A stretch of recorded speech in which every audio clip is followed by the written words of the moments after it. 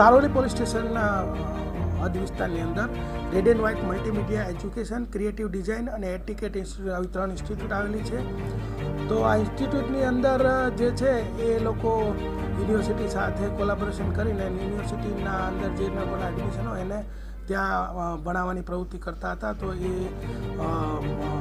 રવિ રામજીભાઈ પૂછડિયા, ધીરેન્દ્રસિંહ મહેન્દ્રસિંહ સોલંકી આ લોકોના ધ્યાનમાં આવ્યું કે ભાઈ આ લોકો સંસ્થા ચલાવી રહ્યા છે. એટલે એ લોકોએ આ સંસ્થા વિરુદ્ધમાં અગાઉ એક પ્રેસ કોન્ફરન્સ કરી કે આ જે સંસ્થા છે બોગસ ડિગ્રી યુનિવર્સિટીની આપે છે, અને પ્રેસ કોન્ફરન્સ કરીને મીડિયાને પણ બોલાવેલા, અને ત્યારબાદ ઇન્સ્ટાગ્રામમાં આ સંસ્થા વિરુદ્ધમાં રીલ્સ બનાવી એનો ખૂબ પ્રચાર પ્રસાર કર્યો.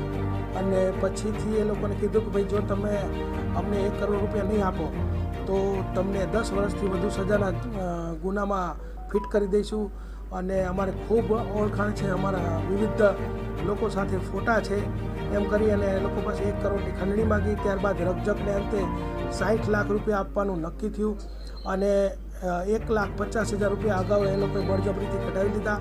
અને ત્યારબાદ 20/2/2025ના રોજ બીજા 5 લાખ જ્યારે લેવા આવ્યા હતા ત્યારે આ લોકો પકડાઈ ગયા. એમાં પકડાયેલા જે આરોપીઓ છે એના નામ છે રવિ રામજીભાઈ પૂછડિયા, પ્રીત ચાવડા, ધીરેન્દ્રસિંહ મહેન્દ્રસિંહ સોલંકી, મિતેશ ધીરુભાઈ હળિયા તથા તુષાર ગોપાલભાઈ મકવાણા.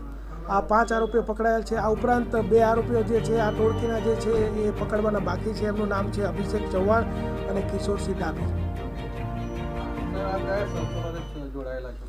પ્રારંભિક જે અમને માહિતી મળી છે ને, જે એ લોકોએ અગાઉ પ્રેસ કોન્ફરન્સ કરી હતી ત્યારે આ લોકોએ પોતે NSUIના કાર્યકરો હોય એવું એમની ઓળખાણ આપી હતી, અને એના પ્રમુખ તરીકે ધીરેન્દ્રસિંહ મહેન્દ્રસિંહ સોલંકી પોતે છે એવું તેઓ જણાવતા હતા.